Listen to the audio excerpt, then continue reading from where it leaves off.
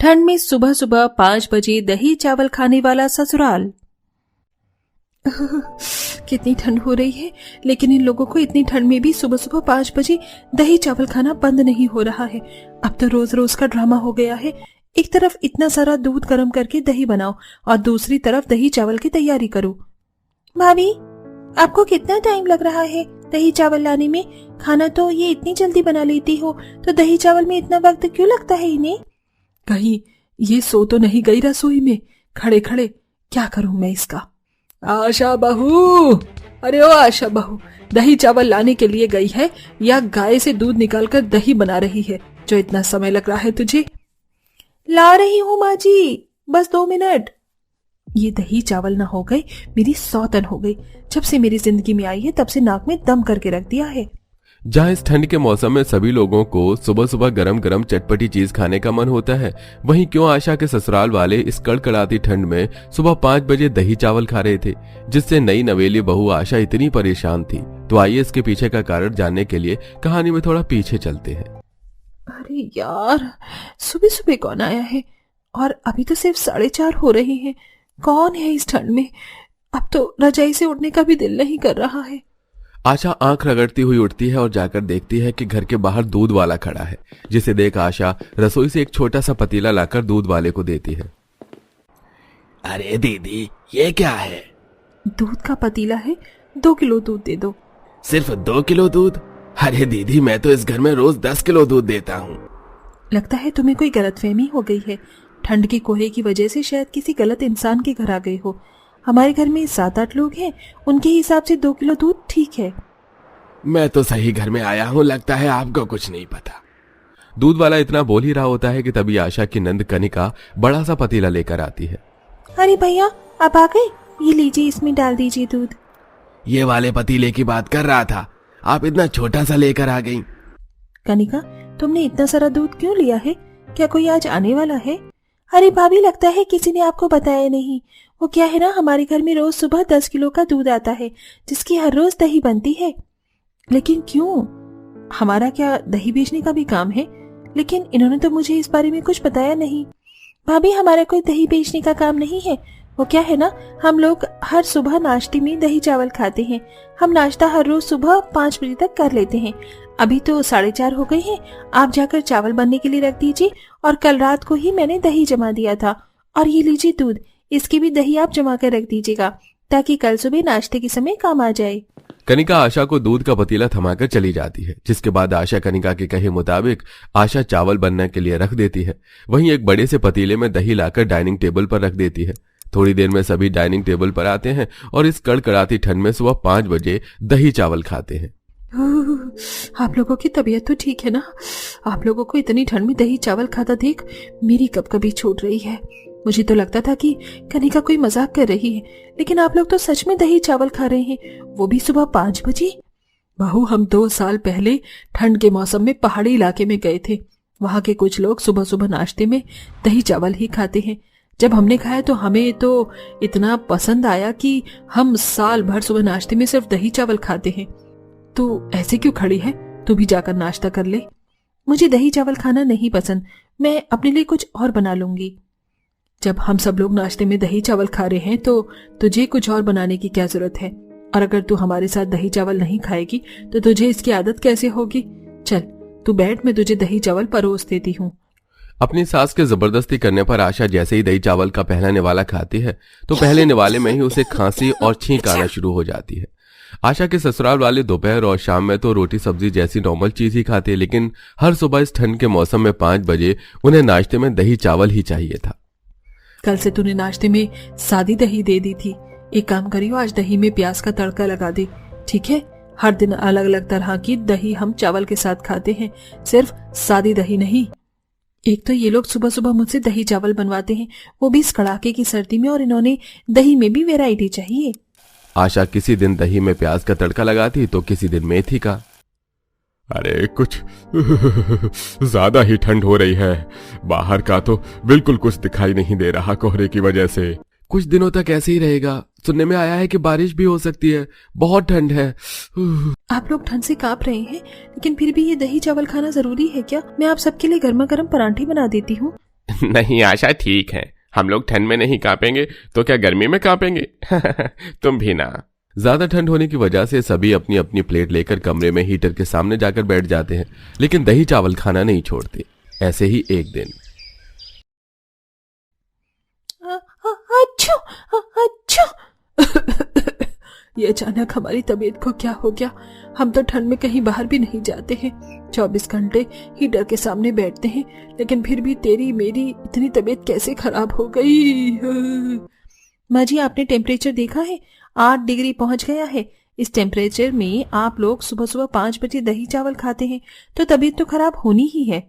हम तो पिछले 1 साल से खा रहे हैं, उन सर्दियों में तो हमें कुछ नहीं हुआ, तो भला इन सर्दियों में क्यों होगा? रोज ठंड में सुबह सुबह 5 बजे दही चावल खाकर कभी घर में किसी को जुकाम तो किसी को खांसी होती। आशा की भी तबीयत पर इस दही चावल का काफी बुरा असर पड़ रहा था।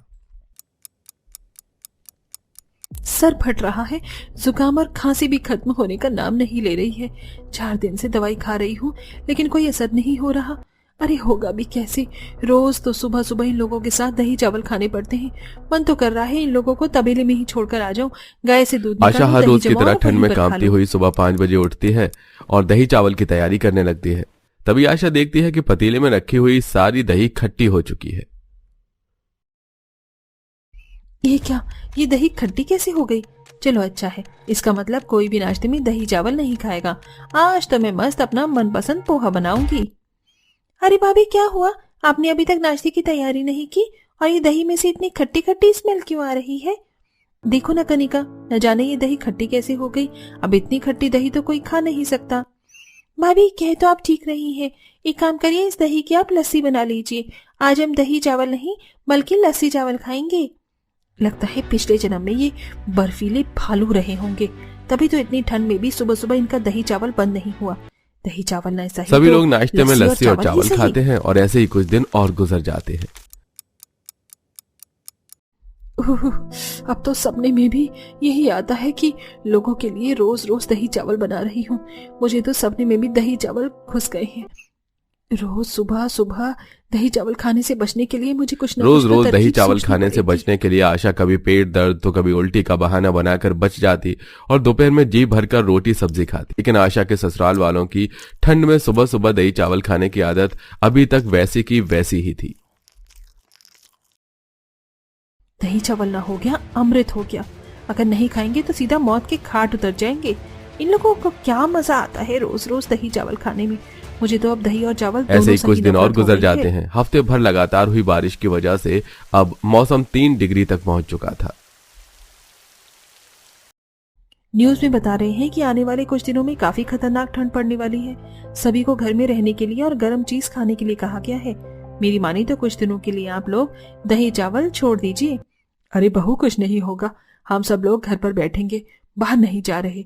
जो हमें ठंड लगेगी तो बस कल सुबह तड़के वाले आलू डाल दियो तो और मजा आएगा खाने में। आशा अब हार मान चुकी थी, इसलिए अपने ससुराल वालों को समझाना ही छोड़ देती है। लेकिन हद से ज्यादा ठंड और रोज रोज सुबह ठंडी दही चावल खाने की वजह से सभी घर वालों की तबीयत अब काफी खराब हो चुकी थी। सभी एक एक कर बिस्तर पर पड़ जाते हैं। भगवान, ये क्या? आप सभी को तो 101 डिग्री बुखार है। मैं जल्दी से डॉक्टर को बुलाती हूँ। जल्दी से आशा डॉक्टर को बुलाती है और डॉक्टर सभी का चेकअप करता है। डॉक्टर साहब, क्या हुआ है मेरे घर वालों को? सबकी तबीयत इतनी खराब कैसे हो गई? इन सबके सीने पर ठंड बैठ गई है। लगता है ये लोग कुछ ठंडा खा रहे हैं। अब जल्द से जल्द इन लोगों को वो चीज खाने से रोकिए, वरना ज्यादा समय नहीं लगेगा इन लोगों को वेंटिलेटर पर जाने में। सुन लिया आप लोगों ने डॉक्टर की बात? या अभी भी आपको दही चावल ले आऊं? आप कहें तो आज जीरे का तड़का लगा कर ले आती हूँ। मैं तो समझा के थक गई आप लोगों को, लेकिन आप लोगों को तो मेरी बात सुननी ही नहीं है। अब देख लिया अपनी हालत। अभी भी वक्त है, सुधर जाओ, वरना एक साथ सभी की फोटो पर मालाएं चढ़ेंगी। आशा और डॉक्टर की बात सुन सभी लोग काफी ज्यादा डर जाते हैं, जिसके बाद अब वो सभी रोज सुबह 5 बजे दही चावल खाने की आदत को हमेशा हमेशा के लिए अलविदा कह देते हैं। गोपाल, तुम्हारे साथ ये सब देखना मुझे बहुत अच्छा लग रहा है। मुझे भी। तभी वहां पर फौजी की ड्रेस में उन्नति आती है और पूरे परिवार और गोपाल को देखकर कहती है, गोपाल, अच्छा हुआ जो तुम मुझे यहीं मिल गई। मुझे तुम्हें बहुत बड़ी खुशखबरी देनी है। लेकिन एक सेकंड, तुम्हारे बगल में ये लड़की कौन है? आप लोग चुप क्यों हैं? कुछ बोलते क्यों नहीं? हो गया बेड़ा गर्क। तुम कौन हो और मेरे हस्बैंड के बगल में क्यों खड़ी हो? ये फौजी कौन है और ये उस लड़की को देखकर इतनी परेशान क्यों है? आखिर ये किस खुशखबरी की बात कर रही है? आइए जानने के लिए चलते हैं कहानी में थोड़ा पीछे। समय आ गया है कि अब मैं अपने बेटे की शादी करवा दूं किसी अच्छे पैसे वाली लड़की से। माँ, मेरी नजर में एक रिश्ता है। लड़की फौज में है पर थोड़ी काली है, लेकिन लाखों का माल मिल जाएगा आपको उससे शादी करके। नहीं, मुझे काली लड़की से शादी नहीं करनी। मैं किसी सुंदर लड़की से ही शादी करना चाहता हूँ। तो उसकी शक्ल मत देख, उसका पैसा देख। हम लोगों को अच्छा पैसा मिल जाएगा। शक्ल का क्या है, आज सुंदर कल खराब, कल खराब आज सुंदर। रेखा पूरे परिवार के साथ अपने देवर का रिश्ता लेकर फौजी उन्नति के घर पर आ जाती है। आपकी बेटी बहुत सुंदर है, देश की हिफाजत करती है और अगर मेरे घर की बहू बन गई तो हमारे घर की भी हिफाजत ही करेगी। मेघना खुशी खुशी गोपाल के रिश्ते की बात करके घर आ जाती है। तभी उन्नति अपनी माँ से कहती है, माँ, मेरे इतने काले रंग रूप के बाद भी ये लोग मुझे शादी के लिए कैसे पसंद कर सकते हैं? और मेरी अभी अभी फौज में नौकरी लगी है और आप मेरी शादी करवाना चाहती हो? उन्नति, तू खामखा ही चिंता कर रही है। वो अच्छे लोग हैं और उन्हें तेरे फौजी के काम से कोई दिक्कत नहीं है। वो शादी के बाद भी तुझे तेरी नौकरी करने देंगे। तू ईमानदारी के साथ अपने देश की रक्षा करना। कुछ समय बीतता है और उन्नति की शादी गोपाल से हो जाती है और वो अपने ससुराल में गृह प्रवेश करके अपनी सास का आशीर्वाद लेती है। सदा सुहागन रहे मेरी फौजी बहू। आइए देवरानी जी, आपको आपके कमरे में छोड़ देती हूँ। रेखा अपनी देवरानी को ले जाकर उसके कमरे में छोड़ आती है। कुछ देर बाद गोपाल कमरे में आता है। उन्नति घूंघट करके बेड पर बैठी होती है, लेकिन गोपाल अंदर आकर चुपचाप सो जाता है। इन्होंने तो मुझसे बात भी नहीं की, कहीं ये मेरे काले रंग से नाखुश तो नहीं है? उन्नति अपने मन में लाखों सवाल किए चुपचाप सो जाती है। अगले दिन रेखा और मेघना, आज बहू की पहली रसोई है, पता नहीं क्या बना रही होगी रसोई में। माँ जी, एक बार जाकर देख लीजिए, कहीं आपकी फौजी बहू रसोई में गोलियां चला रही हो। मेघना रसोई में आती है, जहाँ उन्नति ने बहुत सारा पकवान बनाया हुआ होता है। सभी लोग डाइनिंग टेबल पर बैठकर खाना खाते हुए कहते हैं, हमें तो लगता था कि आप फौजी हो तो आपको खाना तो बनाना ही नहीं आता होगा, लेकिन आपने तो बहुत ही स्वादिष्ट पकवान बनाए हैं देवरानी जी। सभी लोग उन्नति के खाने की तारीफ करते हैं।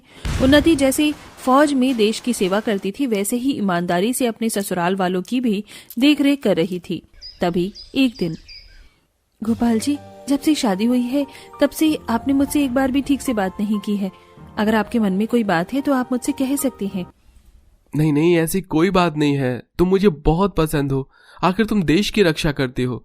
कोई पागल ही होगा जो तुम्हें पसंद ना करे। मैं भी ना खामखा आपके बारे में उल्टा सीधा सोच रही थी। जाइए, आप आराम कर लीजिए। गोपाल कमरे में आकर लेट जाता है और अपने मन में कहता है, उन्नति से मैं कैसे कहूँ कि वो मुझे पसंद नहीं है। उसका काला रंग मुझे बिल्कुल भी पसंद नहीं, लेकिन माँ के जबरदस्ती कहने पर मैंने उससे शादी की है। ऐसे ही कुछ समय बीतता है और उन्नति की छुट्टी अब खत्म हो जाती है और उसे दोबारा बॉर्डर पर जाना पड़ता है। उन्नति अपनी फौजी के कपड़े पहनकर अपने कंधे पर बैग लेकर अपने ससुराल वालों से कहती है, माँ जी, मेरी छुट्टी अब खत्म हो गई है और देश की हिफाजत के लिए मुझे फिर से बॉर्डर पर जाना होगा। आप लोग अपना ध्यान रखना, मैं जल्द ही लौटूंगी। जय हिंद। उन्नति अपने परिवार से अलविदा लेकर बॉर्डर पर चली जाती है, जहां सैनिकों की जोरदार हमलों से वो सभी हिंदुस्तानी और कर्मचारियों की रक्षा कर रही होती है। उन्नति को गए हुए अब 4 से 5 साल हो गए थे और उसकी कोई खोज खबर नहीं थी। तभी एक दिन रेखा कहती है, माँ जी, उन्नति को गए हुए आज 4 से 5 साल हो गए हैं और उसकी कोई खोज खबर नहीं है। आप खुद के बारे में नहीं तो कम से कम देवर जी के बारे में तो सोचिए। जब से उनकी शादी हुई है उन्हें तो उनकी पत्नी का सुख मिला ही नहीं है। हाँ रेखा बहू तो सही कह रही है। मुझे मेरे बेटे की दूसरी शादी ही करवा देनी चाहिए। इससे उसकी जिंदगी में थोड़े रंग तो भर जाएंगे। हाँ माँ जी, और फौजी बहू से तो आपको मोटा पैसा मिल ही गया है, तो अब वो आए या ना आए उसकी चिंता हमें करने की जरूरत नहीं है। मेरी मानिए तो एक सुंदर सी लड़की से उनकी शादी करवा दीजिए। अपनी भाभी और माँ की बात गोपाल सुन रहा होता है। तभी वो पास आकर कहता है, हाँ माँ, मुझे दूसरी शादी से कोई ऐतराज नहीं है।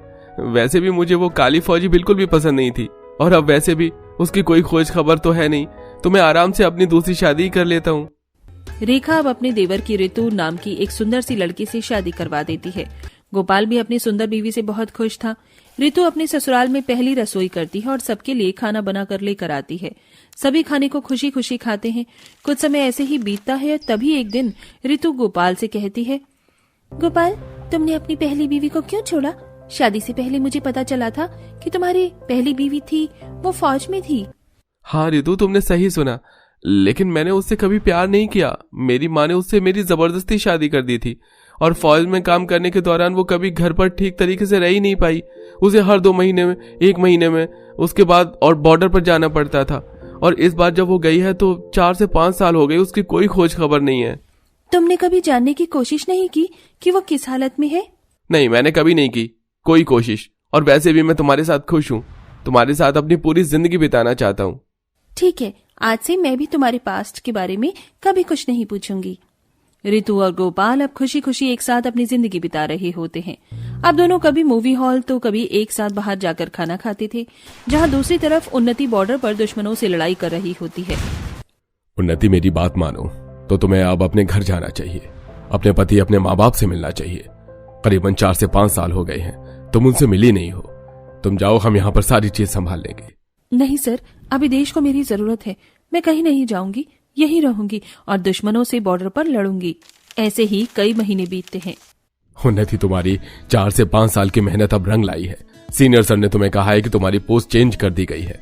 तुम अब फौज में सबसे ऊंचे पोस्ट फील्ड मार्शल बन गई हो और इस 26 जनवरी पर तुम अपने घर जा सकती हो, अपने परिवार से मिलने। सर, मैं आपको बता नहीं सकती कि आज मैं कितनी खुश हूँ। गोपाल, तुम्हारे साथ ये सब देखना मुझे बहुत अच्छा लग रहा है।